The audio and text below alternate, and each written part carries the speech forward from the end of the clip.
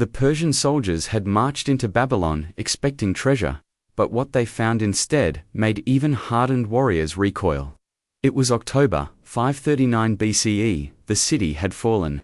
Its streets filled with fire and smoke, yet beneath the ruins, a squad of soldiers searched the hidden chambers of the great temple of Marduk.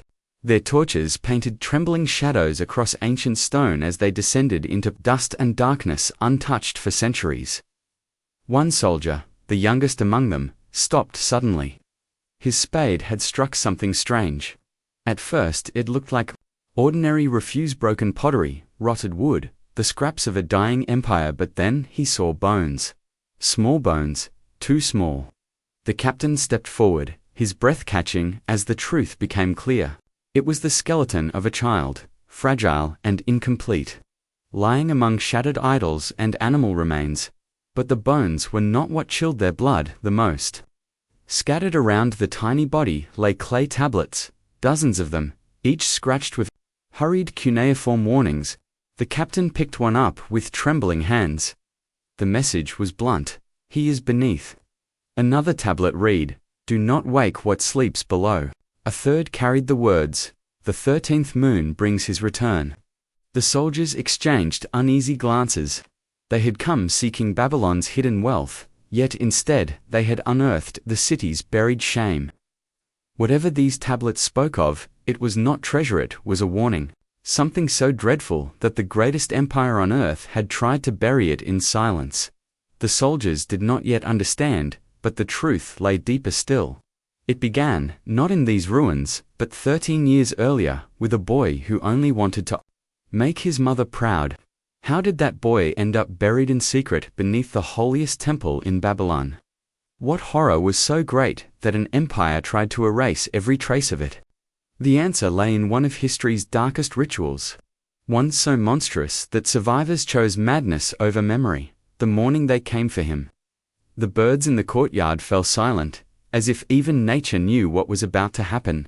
His name was Shamash-Edi. He was 13 years old, and until that morning his biggest worry had been whether his father would let him help at the market stall.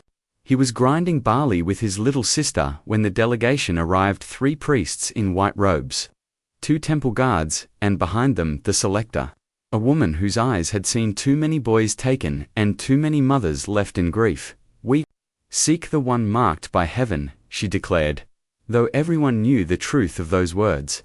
The temple wanted virgin boys, pure, untouched, and innocent for its so-called sacred purposes. Shamash-Edi's mother appeared in the doorway, and all the color drained from her face. He would never forget that look. The moment a mother realizes she is about to lose her child forever. She whispered, "Not my son," then screamed, "Please, not my son." But the priests were unmoved. The selector moved through the house like a hunting cat. She passed over his sister, too young. She ignored his older brother, recently married. Then her cold eyes fell on Shamash-Edi. "This one," she said simply. Chaos erupted. His mother fell to her knees, begging, offering everything they owned. His father tried bargaining, bribing, even threatening, but nothing mattered. The temple's word was law in Babylon. "You should be honored," the head priest said without warmth. "Your son will serve the gods themselves." Shamash-Edi felt his mother clutch his ankles with desperate strength, as if her love alone could anchor him to the earth. But the guards pulled him away with iron hands, and her scream would be the last sound of love he ever heard. They dressed it up with beautiful words: chosen, blessed, divine service, but everyone in Babylon knew the whispers. Boys taken for the temple's inner rituals never returned. Families might receive a message claiming their son had ascended to serve the gods, but no one ever saw them again. As they dragged him through the streets, the citizens turned away. Everyone knew, but no one dared speak. The temple's power was absolute. Shamash-Edi tried to memorize everything: the smell of bread from the bakers, the sounds of merchants shouting in the marketplace, the warmth of the sun on his face. Somehow, he knew these simple joys were ending forever. He passed by the stall where his friend Enlil worked. Their eyes met for an instant, but Enlil's father yanked him inside, refusing to let him watch. The message was clear: forget him. Pretend he never existed. What awaited inside the temple was worse than death, for death was simple. What the priests did to boys like him belonged to shadows, to whispers, to nightmares. And with each step closer to the ziggurat, he felt his childhood slipping away, replaced by a terror he could not name. The ziggurat loomed above him like a mountain of mud brick and shadow. But they did not lead Shamash-Idi to the grand ceremonial gates where citizens celebrated festivals. Instead, they pushed him toward a smaller door, dark, unmarked, guarded by men with no insignia. He knew this place. Everyone in Babylon did. Over 3 years, 12 boys had walked through that hidden door. Not one had ever returned. Families received bribes, threats, and silence. Nothing more. The door opened like the mouth of a beast, swallowing him whole. Inside, the air was thick with incense and something darker, something that smelled of fear itself. The passage narrowed as they descended into hidden chambers, lit by flickering oil lamps that painted twisted shadows across walls covered with prayers he could not read. "Wait here," the selector commanded, leaving him alone in a small chamber. That was when he heard voices, young voices, chanting in unison. Not songs of praise, but harsh sounds in a language older than Babylon itself. The sound made his skin crawl. The door creaked open, and a boy stepped out. He looked 14. But his eyes were old, hollow, as though they had watched too many horrors already.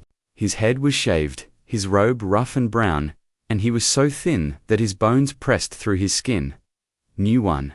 the boy asked. His voice cracked like someone who had screamed too long. Shamash-Idi could only nod. "I'm called Marduk-Nosser," the boy whispered. "They don't like us using names here. Forget yours. It doesn't matter anymore." He glanced nervously toward the corridor.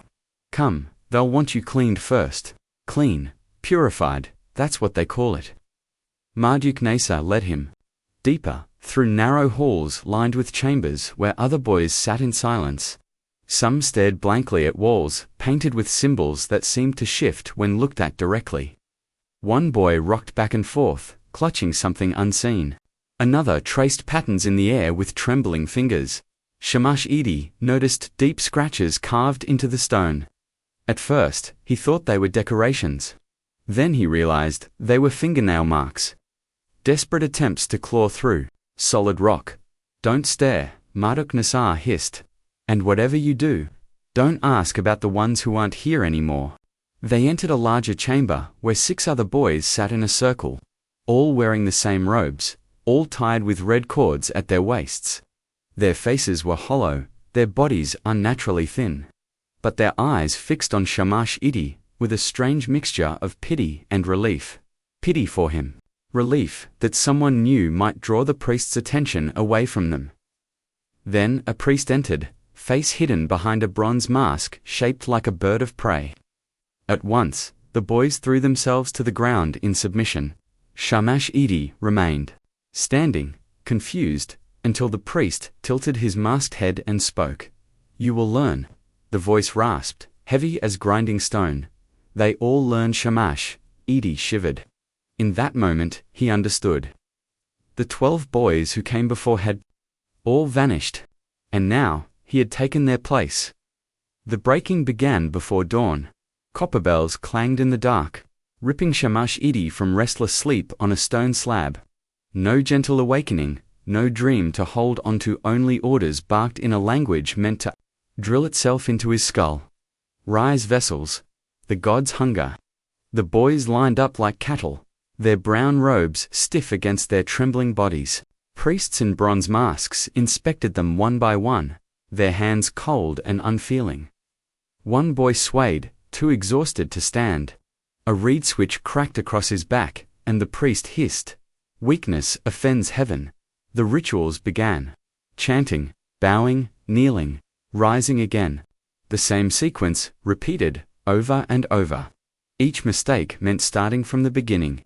By the 10th repetition, Shamash-Idi's throat burned raw, his legs shaking violently, but there was no mercy. Only the endless cycle, the relentless rhythm, meant to erase thought. Days blurred into torment. The boys were driven from one ritual to the next, prayers, purifications, lessons in the ancient tongue, and more prayers. When exhaustion threatened to drag them down, the priests had ways to keep them alive and conscious. Buckets of cold water dumped over their heads, drums beaten until their skulls throbbed, reed switches snapping across skin until it bled. 6 days passed without sleep. Reality began to twist. The walls seemed to ripple like water. Shadows whispered. In languages no one should understand, Shamash-Edi saw faces in the darkness, boys who were not there, boys who had been here before. One boy, he remembered his name as Neboshalim before they stripped it, away began laughing during evening prayers. It wasn't joy, but madness, the hollow sound of a mind cracking open. Blood ran from his nose, his laughter choking into silence as priests dragged him away. By morning, he was gone. Where did he go? Shamash-Edi dared to whisper. A priest turned his masked face toward him. Who? The boy. There were 8 of us. There are 7 vessels, the priest said coldly. There have always been 7 vessels, but Shamash-Edi remembered. He counted 8, became 7. And he knew more would vanish. Each boy was tested until they broke. One feared darkness, they locked him away until his screams filled the temple. Another feared drowning, they held him underwater until his body went limp, then revived him, only to do it again. Each child was pushed past the edge, their humanity stripped away piece by piece. Shamash-Edi's breaking point came in the cruelest way.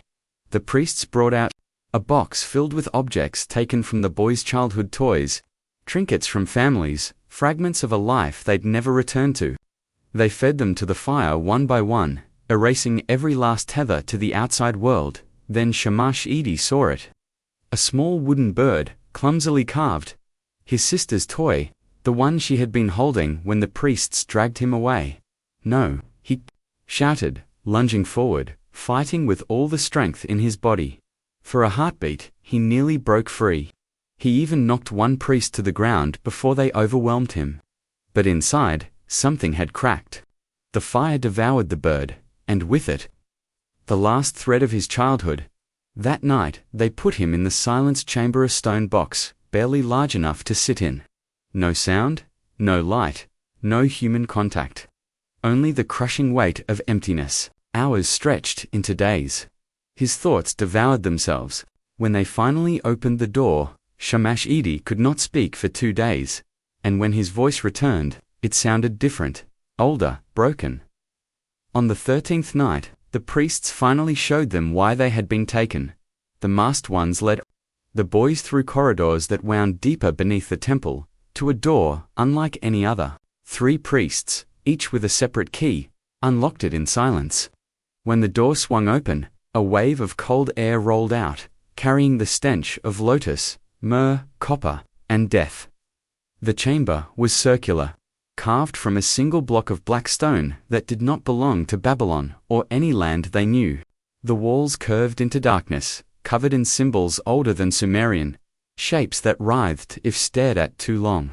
Bronze instruments hung from hooks, blades, restraints, and tools still crusted with dried blood. But it was the pit in the center that seized every eye. 8 feet across, lined with the same black stone, it descended into bottomless night. The air above it shimmered, as if reality itself bent around its edges. Behold, the high priest declared, his mask more elaborate than the others, a fusion of bird, beast, and something that was not human. His voice rasped like stone grinding against stone, the mouth of Tiamat, the gateway, the hunger that waits. From the depths rose sounds that should not exist, screams that were not quite human, distorted cries that rattled the bones. Shamash-Edi's knees buckled, but another boy caught his arm. A fleeting touch of humanity in that inhuman place. The priests did not cloak their words in metaphor. They spoke the truth with cold precision. Every 13 moons, the gateway weakened. What slept below stirred, reaching for the world above. It demanded to be fed. Not with common blood, not with the corrupt, but with the pure virgin boys. Broken and reshaped until they were empty vessels. Only their suffering could bind the darkness.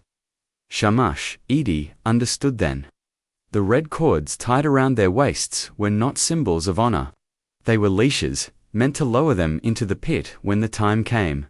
The priests displayed the ritual implements, explaining their function without pity: hooks to suspend them at precise angles, blades to open meridians without killing, restraints to bend their bodies into positions no human could endure. "You will not die," the high priest assured them. His tone was not comforting, it was: cruel death would end your usefulness. The binding requires a living conduit. Your suffering is the bridge between worlds. One boy broke then, sobbing openly. A priest leaned close and whispered, "Tears are good. Salt and sorrow both have power." They were shown tablets older than Babylon itself, inscriptions from before the Great Flood. The symbols made their eyes burn, their noses bleed, yet they were forced to memorize lines they would one day chant as they were lowered into the pit. Shamash, Edi, caught a glimpse of skin beneath a priest's mask, scarred, burned, carved with the same symbols that marked the walls. These men had survived their own rituals, survivors branded forever by the thing that slept below. A boy, braver or more broken than the rest, raised his hand and whispered, "What happens when the ritual is complete?" The silence stretched, thick as oil. Finally, the high priest answered, "The fortunate ones die, the less fortunate are made useful in other ways. The least fortunate," he gestured to the pit, "some of your predecessors still serve below. Would you like to hear them?" The boy shook his head violently. The priest's answer was a low hiss. Wise. Hope died slowly in the temple, but one boy dared to chase it. His name had been known. Before they stripped it away, he was sharper than the rest, his merchant son mind, still calculating, even as his body weakened. For days, he studied the guards, their rotations, the priests' habits, who carried which keys. Quietly, he built a plan. His chance came during the pre-dawn purification. The boys stood naked, heads bowed, as priests poured water laced with oils across their skin. Nergal moved with sudden violence, seizing a bronze bowl and striking the attending priest across the skull. The sound rang like a temple bell, sharp and final. For one heartbeat, freedom seemed possible. Nergal ran. His bare feet slapped against stone as he tore through the corridors. The other boys watched, their eyes wide with both terror and desperate hope. He reached the upper levels. He saw it daylight streaming through a narrow window, but he never reached it. The guards descended, dragging him back, his nails leaving bloody streaks across the stone as he fought to hold on to the sight of freedom. The priests made the remaining boys watch what followed. Not the full punishment, they reserved those horrors for chambers. Even the priests spoke of in whispers, but enough. They broke his legs first. Carefully, methodically, not enough to kill him, just enough to make sure he would never run again. When they carried him past the boys, his legs bent at angles that defied the human body. His screams had already faded into a low moan, and in that moment, the others learned, escape was impossible. From then on, silence became their only rebellion, for boys made a pact, exchanged in glances and tiny gestures when the priests weren't watching. They would not scream. No matter what was done to them, they would not give their tormentors the satisfaction of their voices. The priests tested them. They starved them. They hung one boy upside down for hours until his face turned purple, waiting for him to break. They locked another in darkness, whispering through the door to draw words from him. Nothing. The boy's eyes stared at the ceiling. Lips pressed tight. Silence became their shield. Words could be twisted. Pleas could be mocked. Screams could be fed to the pit. But silence gave the priests nothing. Still, silence could not save them from what came next. The new moon drew near, and the changes began. The changes came quietly. At first, like a sickness no one could name. A bruise appearing overnight when no blow had landed. Clumps of hair falling away in the bathwater. A bitter taste of copper that never left their mouths. The boys thought it exhaustion, the toll of deprivation. But the priests only smiled, marking clay tablets with satisfaction. The gateway recognizes its offerings, one said. It prepares them according to its needs. By the sixth night, The changes could no longer be ignored. One boy awoke, speaking in a tongue no human throat should shape. His voice dropped 3 octaves, vibrating with harmonics that made the bronze instruments hanging on the wall tremble in sympathy. He craved lotus petals soaked in oil from the sacred pit, sucking them until his lips glowed faintly in the dark. Another boy's skin began to shift. At first it looked like a rash, then dry patches, and finally, scales iridescent, perfect, shimmering like the surface of the river. He clawed at them until his fingers bled, but every morning they grew back, stronger and brighter. The cruelest fate struck one who simply stopped. His body lived. His chest rose and fell. He swallowed if food was placed in his mouth. But his mind had retreated so far inside that nothing could reach him. Priests posed him like a doll for rituals, and he stayed in whatever position they left him in, moving. Sometimes tears slid silently from his eyes, but he was gone. The priests called it perfect emptiness. To them, he was the ideal vessel. Shamash-Edi tried to fight it, but change seeped into him too. His spine began to ache with a deep, gnawing pain, as though his bones were remembering a shape that was not human. Each morning he awoke more twisted than the night before, his body folding into angles that did not belong to a child. One evening, as the drums of the city's festival echoed above, he felt something shift inside his vision. The walls around him turned translucent, and he saw chambers that no longer existed, filled with ghostly impressions of boys who had come before, still screaming, still clawing. Their suffering replaying like a curse etched into the stone in one shadowed chamber. He saw the boy who had tried to escape. Nergal, his broken body had been fused into the wall itself. His twisted form, now a conduit for the temple's darker energies, his eyes moved, following Shamash-Edi, silently begging for mercy that would never come. Food turned to ash in their mouths. Water tasted like sulfur. Only the lotus petals fed them now, their bitter essence accelerating the transformations. Shamash-Edi's skin tinged with a pale, glowing green, faint at first, then brighter, painting the walls with sickly light. In the silence of the night, he could see his body casting shadows that moved independent of him. The priests called it sacred. The boys knew it was damnation, and the new moon was drawing closer. The air in the temple grew heavier as the new moon drew near. Even the oil lamps seemed to flicker differently, their flames bending toward the pit as though drawn by something unseen. The boys were changing faster now. One awoke to find joints where no joints should exist. His forearms bending in 3 places, his neck turning too far, his movements jerking like a broken puppet. Another's skin had thinned to near transparency, his organs glowing faintly within, thoughts sparking across his nerves like lightning. The priests whispered with awe, calling them ripening fruit for the harvest. Shamash-Edi's spine cracked and reshaped itself each morning. He could no longer stand straight. His body bent into a living question mark, his green luminescence pulsing to a rhythm that did not match the priest's drums. At night, fever dreams carried him through visions of the past. He saw boys from 13 years of festivals before, their faces, their screams, their last moments as the pit consumed them. He whispered their names aloud, names the priests had erased, and their masks stiffened in fear. He sees too much. One muttered, "Good," the high priest answered. The deeper the connection, the stronger the binding. But something was happening they did not anticipate. Shamash-Edi's visions stretched forward to Esau soldiers from the North Persians, who had not yet come but who would inevitably arrive. He saw himself suspended over the pit, copper wires biting into twisted flesh, his mouth opening to release words that cracked the sky. And he saw what would rise to meet him, something no human mind was meant to endure. Then, the cycle broke. The boy with impossible joints was chosen first. The priests wound copper wire around his body, shaping his limbs into unnatural configurations, preparing to lower him into the pit.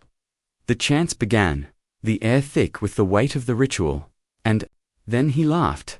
At first, it was the broken laughter of madness, but it grew, rolling upward, a sound too pure, too joyful, echoing through the black stone chamber.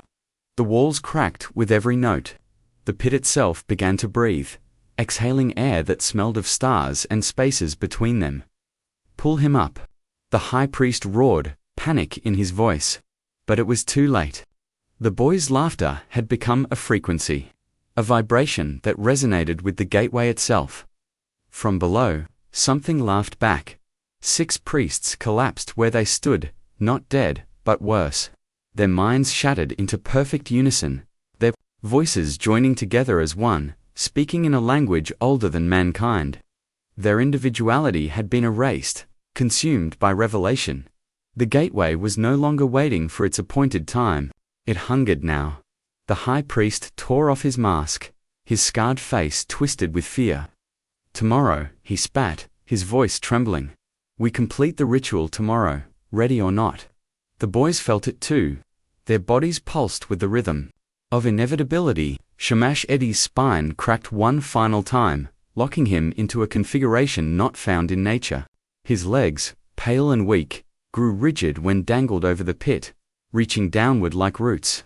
His breathing came in rattles. Tomorrow, the binding would begin. And something deep inside him whispered, he would not survive it.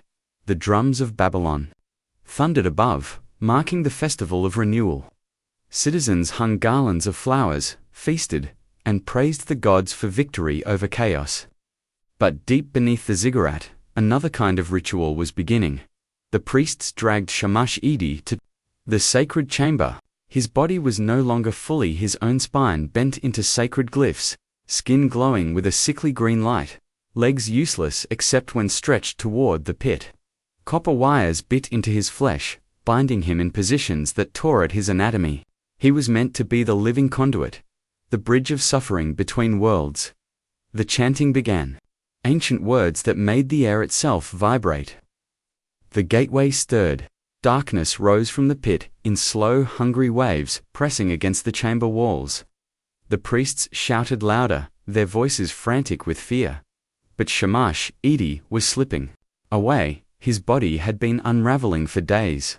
Each breath rattled like a failing flame. The lotus petals he once craved now made him vomit. Sacred oils poured down his throat only bubbled back up. Even the copper wires refused to hold steady against his failing flesh, keep him alive. The high priest screamed, tearing off his mask to reveal a face, scarred, burned, and half-blind from years to near the pit.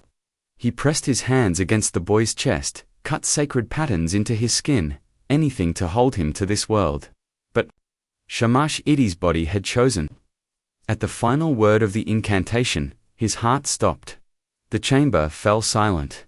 Then came the sound from below, not eager hunger, but disappointment, like a predator robbed of its prey. The pit vomited darkness, a flood that devoured light, corroded bronze, and turned air into a solid weight. The priests panicked. "Seal it," they shouted. But the ritual had momentum of its own. 13 years of sacrifices had worn the veil thin. The thing below had been taught to expect its meal, and now, cheated, it reached up to collect in person. The chamber erupted in chaos. Younger priests fled, their masks clattering to the ground as they screamed. The older ones tried to chant, but their voices faltered, each mistake unraveling. The ritual further, the black stone walls cracked, releasing whispers in tongues no man should know. The high priest barked orders, no longer sacred but desperate. Burn everything. Collapse the tunnels. Seal the chambers with lead. The bronze instruments were smashed, scrolls hurled into fire, walls hammered down with stones that vanished into bottomless darkness. And the body. His body presented the worst problem. They could not burn it. The smoke turned blood to bile. In their lungs they could not bury it in holy ground. The earth spat it back like poison. In the end, they carried him to the refuge pit, where broken idols and failed offerings were discarded. They buried him among shattered statues and animal bones, hiding him like refuse. But his body was not easily forgotten. Priests who had touched him fell ill within hours. Some wept blood. Others grew twisted spines, their skin glowing faintly green. The curse spread like wildfire, claiming them one by one. And in the shadows, a servant girl watched. She had been a water-bearer, invisible, to priests, but she had seen everything. While they burned their records, she carved the truth into clay tablets with a kitchen knife, hiding them in walls, archives, and burial pits. Her words carried one message, again and again. He is beneath. The priests erased every trace they could. By dawn, the festival above carried on as if nothing had happened. Citizens feasted, sang, and praised the gods. But below, the chamber still breathed. The darkness still lingered. And Shamash, Edi, dead before his time, had broken their ritual. Forever, the priests believed they had buried their shame, but shame has a way of clawing back to the surface. The temple still breathed. At first, it was faint, a sighing sound in the walls. By the third night, even the king heard it in his palace chambers. Servants whispered that the stone itself had lungs, drawing air into chambers that officially no longer existed. Merchants in the market heard sobbing beneath their stalls. Children woke screaming of boys with broken spines crawling through their dreams. The curse spread beyond the priests. A baker's hands fused together in prayer, flesh melting like wax. A scribe's spine twisted into the very shapes of the forbidden symbols. Children spoke in the ancient tongue unbidden, their voices harmonizing in frequencies that shattered clay. Even the king's food rotted on his table, bread blooming with luminous mold, wine turning to blood. The priests tried to explain it away, but the truth leaked through every crack. The ritual had failed. The gateway was no longer bound. It rejected all new offerings, demanded only the one it had been promised Shamash, Edi. But his body lay hidden in the refuse pit. His spirit, freed by death at the wrong moment. When they tried to exhume him, they found only an empty shroud and a tablet carved with cruel finality. He is free, you are not. The image of a twisted boy appeared behind the king's throne, carved not by human hands, but by the stone itself. No plaster, no chisel, no fresh stone could erase it. Always the same image, a child bent at impossible angles, hands raised in supplication or warning. And then came the Persians. Cyrus's armies surrounded the city, but Babylon was already collapsing from within.